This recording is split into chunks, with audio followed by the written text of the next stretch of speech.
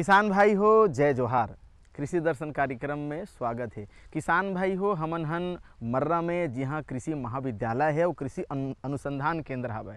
तो किसान भाई हो, कृषि महाविद्यालय और कृषि अनुसंधान केंद्र के फायदा एक किसान मन लेवत है, यानी मन जल संरक्षण भी करत है, सब्जी के खेती करत है, उद्यानिकी के क्षेत्र में आगू आगू जात है, यानी उन्नति करत है, तरक्की करत है, फायदा ओमन कमावत है। असली लाभ ओमन ह कृषि महाविद्यालय के और अनुसंधान केंद्र, जी हाँ, नवा नवा अनुसंधान होते, खोज होते और किसान मन ले दे जाते। किसान भाई आप मन देखा तो कि कतेक बढ़िया गांठ गोभी के फसल ह लहरावत है। किसान भाई हो, यही खेती में धान होते, यही पहले धान उत्पादन कर लिस, ओकर बाद अर्ली वेराइटी यानी गांठ गोभी के खेती ला करत है, एकर बाद गेहूं के खेती ला करबो, इसे घलो किसान मन खाते। यानी जमीन के इंच इंच के कीमत हमारे किसान भाई मन हा ओकर उपयोग करके लाभ लो फायदा ला कमावत है। तो अब गांठ गोभी के खेती ला करना है तो का बात के जानकारी होना चाहिए, कैसे करना चाहिए, नर्सरी कैसे तैयार करना चाहिए, आओ एक बारे में जानकारी लेते हैं।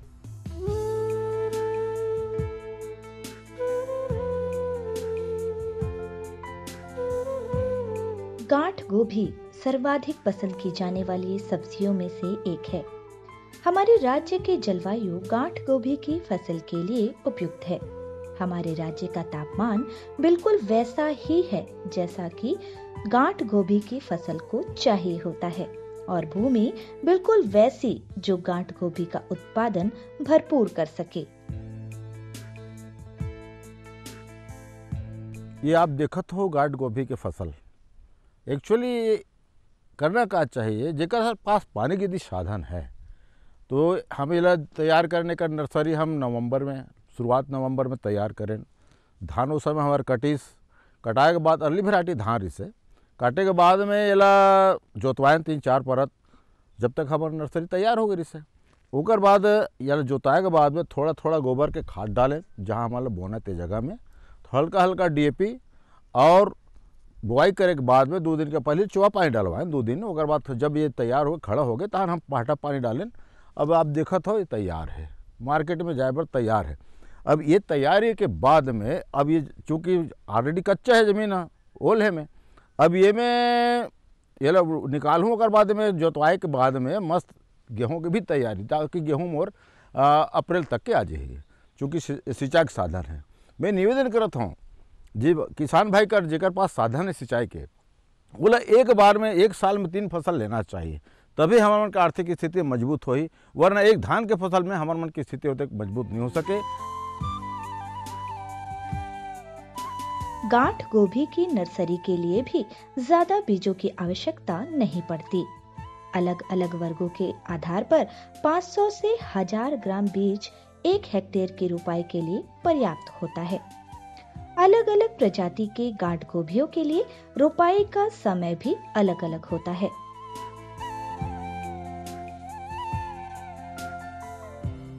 भूमि और जलवायु के मान से खेत की तैयारी की जानी चाहिए। नर्सरी तैयार करने की वैज्ञानिक विधि अपनाई जानी चाहिए। बीज रोपण से पूर्व बीजोपचार किया जाना चाहिए। यही कुछ बातें हैं जिसे उत्पादन से पूर्व एक गांठ गोभी उत्पादक किसान को ध्यान में रखना चाहिए। धान की फसल के बाद जनरली बहुत सारे किसान भाई नवल गोल लगाते हैं, और नवल गोल लगाने के लिए धान की जो फसल के बाद आप कटाई के बाद खेत की जो तैयारी करते हैं उसमें ये ध्यान रखें कि खेत की गहरी जुताई करें। गहरी जुताई से मेरा तात्पर्य यह है कि यदि मान लो आप 15 सेंटीमीटर से 20 सेंटीमीटर की गहराई की जुताई करते हैं तो ये सब्जी की फसल के लिए उपयुक्त होता है। इसके लिए जो हल का उपयोग करते हैं वो हल का उपयोग जहाँ तक आप हो सकता है कि कल्टीवेटर है, कल्टीवेटर का उपयोग करें, कल्टीवेटर को गहराई में जुताई करें। इसके अलावा मोल्ड प्लाऊ का उपयोग कर सकते हैं। मोल्ड प्लाऊ एक तरीके से मिट्टी पलटने वाला हल है जिसमें कि करीब करीब 20 से 25 सेंटीमीटर की गहरी जुताई का कार्य हो जाता है। तो एक तरीके से आपका जब खेत एक बार जुताई कर लिया आपने, मतलब 2 तरीके से आप उसको जुताई कर सकते हैं, एक तो हॉरिजॉन्टल डायरेक्शन में और दूसरा वर्टिकल डायरेक्शन में। तो उसके बाद आप उसमें रोटावेटर का उपयोग करिए। रोटावेटर का उपयोग करने से ये होता है कि जो क्लॉट्स हैं वो छोटे महीन टुकड़ों में परिवर्तित हो जाते हैं, एक तरीके से वो छोटे टुकड़ों के रूप में कन्वर्ट हो जाते हैं।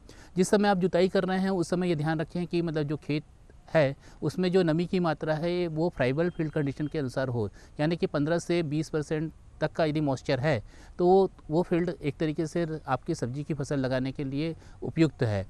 जहाँ तक ये जो फसलें हैं, खासकर जो सब्जी की फसलें ली जाती हैं, वो मादे में लगाया जाता है। और मादा बनाने के लिए सबसे बड़ा जो प्रॉब्लम है किसानों को, वो उसको बनाने के लिए वो लेबर की सहायता से उसको बनवाते हैं। जबकि आजकल सभी तरीके के यंत्र उपलब्ध हैं, जिससे कि जिस साइज़ का आप यदि मादा चाहते हैं उस साइज़ का मादा आप बना सकते हैं। मादा बनाने के लिए जो बंड फार्मर्स हैं, रीज एंड फरो सिस्टम आते हैं, इस तरीके के यंत्र ट्रैक्टर चालित उपलब्ध हैं। इसके अलावा बैल चालित भी फरो और रीज बनाने के यंत्र उपलब्ध हैं, जिससे मादा और नाली दोनों बनते हैं। एक तरीके से आप जब मादा बना लेते हैं तो उसमें प्लास्टिक मल्चिंग भी कर सकते हैं। प्लास्टिक मल्चिंग करने के लिए भी औजार उपलब्ध हैं, मशीनें उपलब्ध हैं। गांठ गोभी उत्पादक किसानों के लिए कृषि वैज्ञानिकों की राय होती है कि जिस प्रक्षेत्र में गांठ गोभी की उपज लेनी हो, उस भूमि में रोपाई से 15 से 20 दिनों पूर्व ही जुताई के समय ही 150 से 200 क्विंटल गोबर की सड़ी खाद प्रति हेक्टेयर की दर से डाल देना चाहिए। अलावा इसके 100 किलोग्राम नाइट्रोजन, 80 किलोग्राम फास्फोरस और 40 किलोग्राम पोटाश की दर से उर्वरक देना चाहिए, जिसमें से नाइट्रोजन की आधी मात्रा और स्फूर और पोटाश की पूरी मात्रा अंतिम जुताई के साथ या रोपाई से पहले दे देना चाहिए।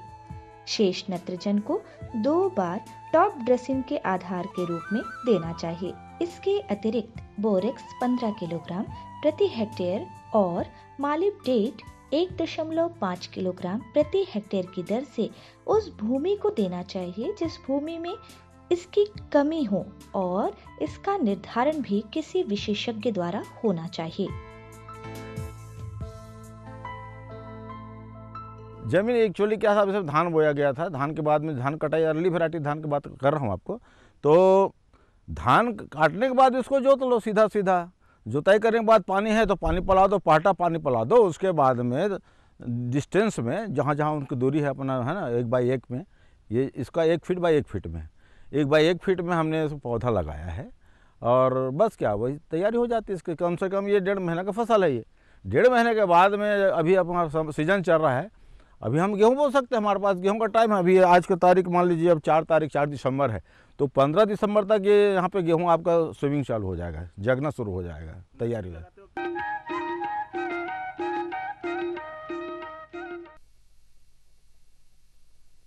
सब्जी में मसाला ज्यादा है। कितनी बार कहा है कि जितनी जरूरत हो बस उतना ही डाला करो। अरे मुझसे तो ऐसा कभी कभार होता है। और तुम जो हमेशा खेत में अनाप शनाप कीटनाशक डालते हो, उसका क्या? ठीक ही तो कह रही है बहू।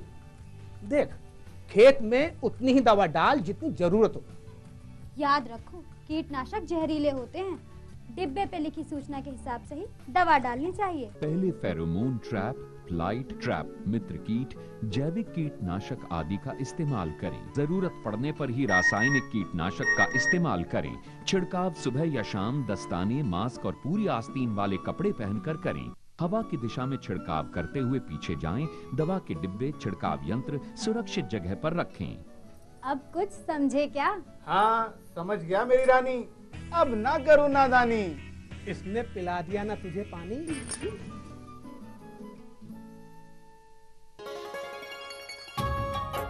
आप किसान भाइयों की खेती बाड़ी से जुड़ी हर समस्या का कृषि विशेषज्ञों द्वारा तुरंत समाधान। किसान कॉल सेंटर। आप भारत के किसी भी प्रदेश में रहते हो, कोई भी भाषा बोलते हो, आपकी समस्या चाहे फसल की, बीमारी की हो, खाद की, पशुपालन की या कृषि से जुड़ी नई तकनीक की, अपनी समस्या का अपनी ही भाषा में समाधान पाने के लिए आप देश के किसी भी कोने से डायल करें 1551।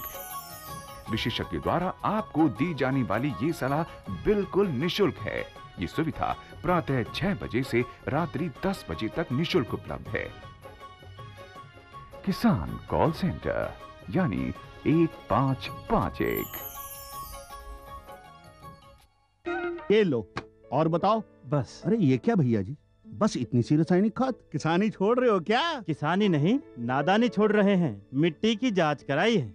अब तो लाला जी जितनी जरूरत है उतने ही उर्वरक खेत में डालेंगे। हाँ, किसान भाई आज ही अपने जिले की नजदीकी भूमि परीक्षण प्रयोगशाला में मिट्टी की जांच जरूर करवाएं और मिट्टी में पोषक तत्व, नमी व पौधे के विकास को देखते हुए केवल जरूरत के अनुसार ही पोषक तत्व डालें। और हाँ, मिट्टी में गंधक, जस्ता, बोरोन जैसे सूक्ष्म पोषक तत्वों का पता लगाना भी न भूलें।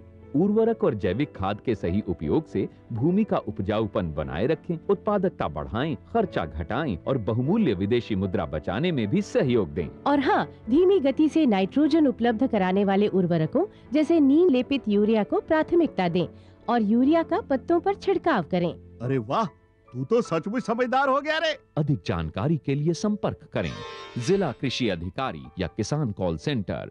जी जी जी। किससे बात कर रहे थे इतना हंस हंस कर? किसान कॉल सेंटर में विशेषज्ञ से खेती के बारे में सलाह ले रहा था। सुबह भी रात को भी? किसान कॉल सेंटर सुबह 6 बजे से रात को 10 बजे तक खुलता है। रविवार को भी? साल के 365 दिन खुलता है। पर तुम ये सब क्यों पूछ रही हो? मैं तो कुछ और ही समझी थी। कृषि संबंधी समस्याओं का अपनी भाषा में तुरंत समाधान पाने के लिए पूरे भारत में किसी भी फोन से राष्ट्रीय हेल्पलाइन नंबर 1800-180-1551 पर संपर्क करें।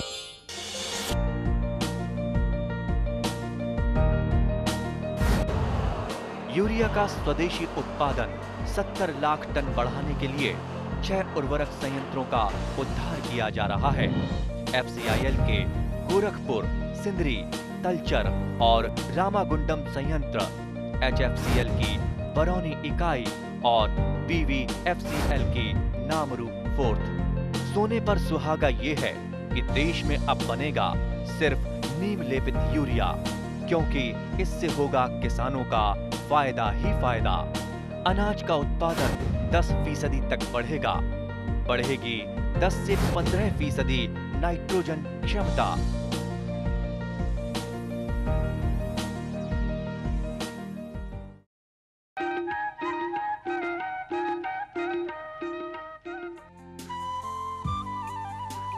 गांठ गोभी की फसल को जितनी जरूरत नियमित सिंचाई की होती है, उतनी आवश्यकता जल निकासी की भी होती है।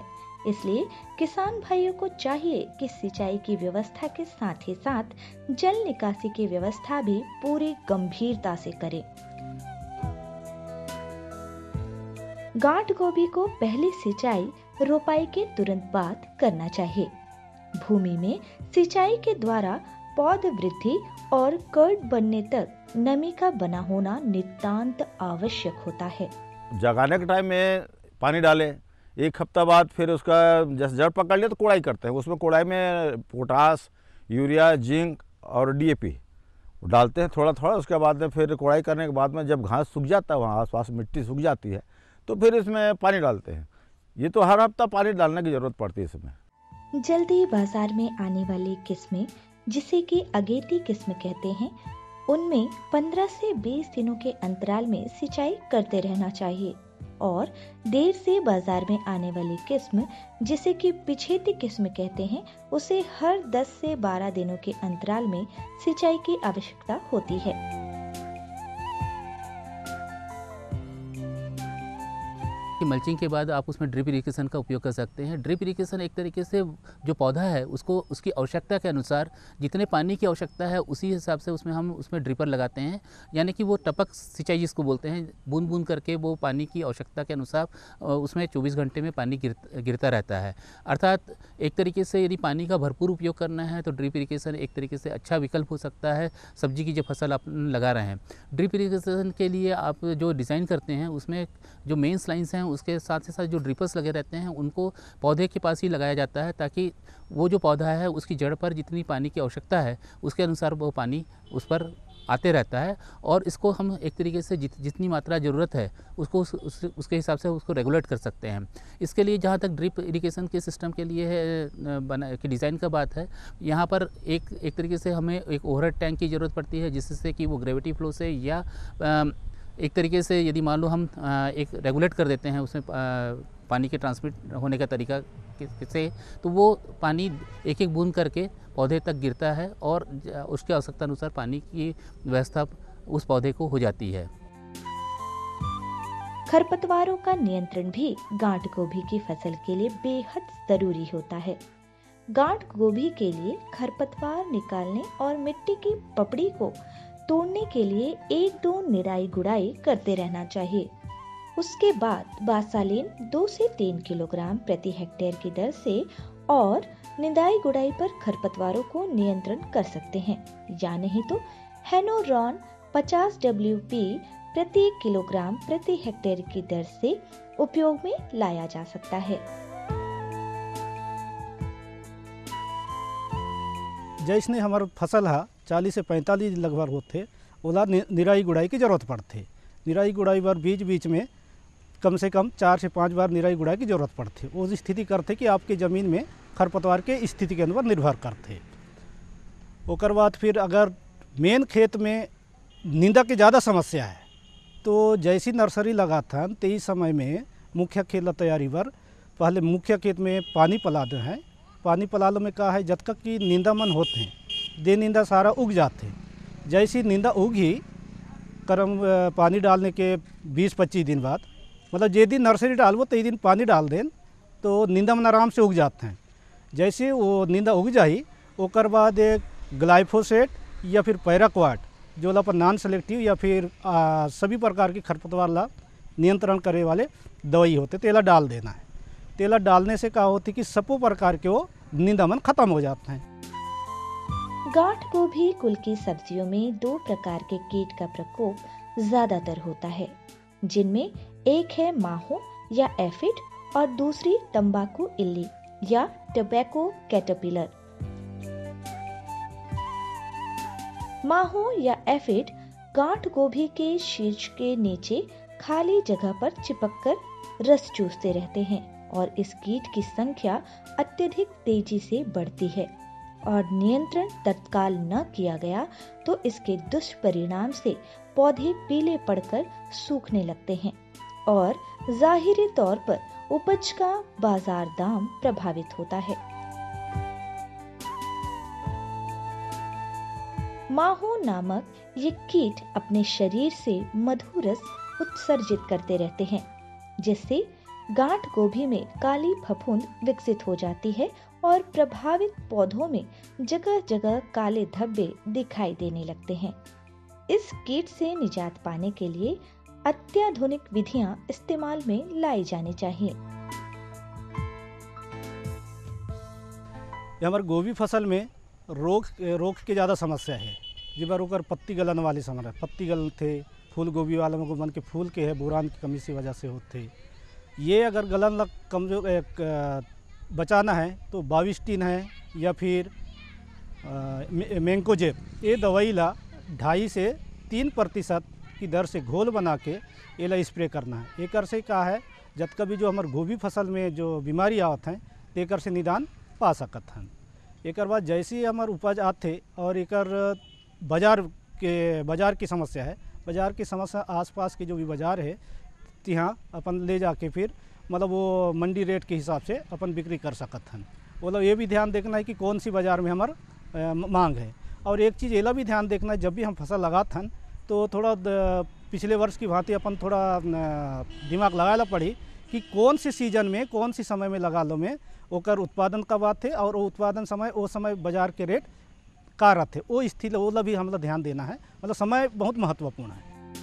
किसान भाई इस बात पर भी ध्यान दें कि यदि इस कीट के प्राकृतिक शत्रु जैसे लेडी बर्ड बीटल यदि खेत में सक्रिय हो तो कीटनाशक दवा का छिड़काव नहीं करना चाहिए। तंबाकू इल्ली गांठ गोभी का वो कीट है जो इल्ली अवस्था में ही हानिकारक होती है। ये इल्लियां अपने प्रारंभिक अवस्था में समूह में रहकर पत्तियों को खुरच कर खाती हैं और बड़ी होने पर पूरी पत्तियों को ही खा जाती हैं। कृषि वैज्ञानिक इस कीट से बचने के कुछ उपाय सुझाते हैं। वो ये हैं कि इनके अंडों के समूह को एकत्रित करके नष्ट कर देना चाहिए। इसके अलावा विज्ञान सम्मत विधियां अपनाई जानी चाहिए।